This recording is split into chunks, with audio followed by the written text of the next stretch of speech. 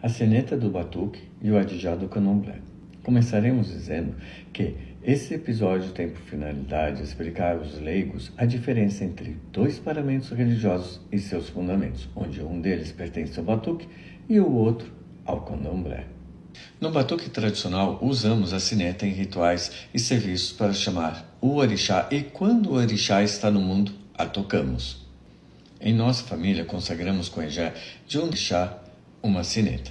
Essa sineta não ficando exposta para todos, somente é usada em determinados momentos.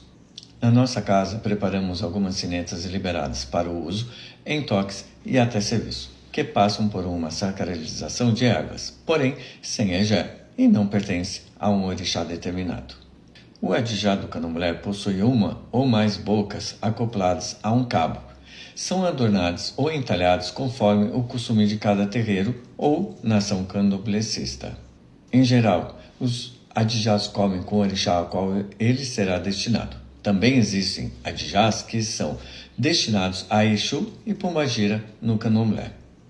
Somente os ebomes, entre parentes, os mais velhos, os sacerdotes, as equedes ou os ogãs que podem tocar no adijá sem que passe pelo transe. Importante destacar que os abian ou iaô não podem tocar no adijá, porque viram no orixá imediatamente.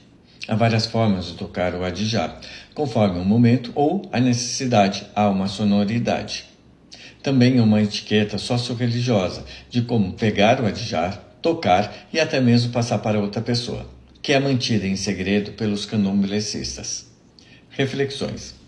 Essas sinetas podem ser de cobre, ferro, prata, bronze ou latão. No batuque tradicional não usamos e nem precisamos do adijá do candomblé.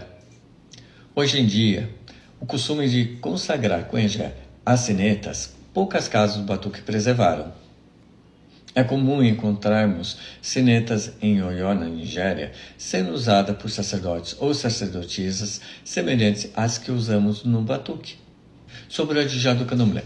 Não é sineta, conforme já ouvimos de algumas pessoas. O adijá é confeccionado para os rituais do candomblé e seus adeptos possuem grande respeito por ele.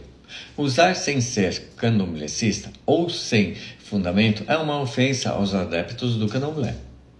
E por hoje ficaremos por aqui. Convido-os a nos seguirem para que todas as vezes que postarmos algo sejam notificados. E não esqueçam de curtir ou compartilhar o nosso trabalho para ajudar o nosso canal. E até a próxima, pessoal.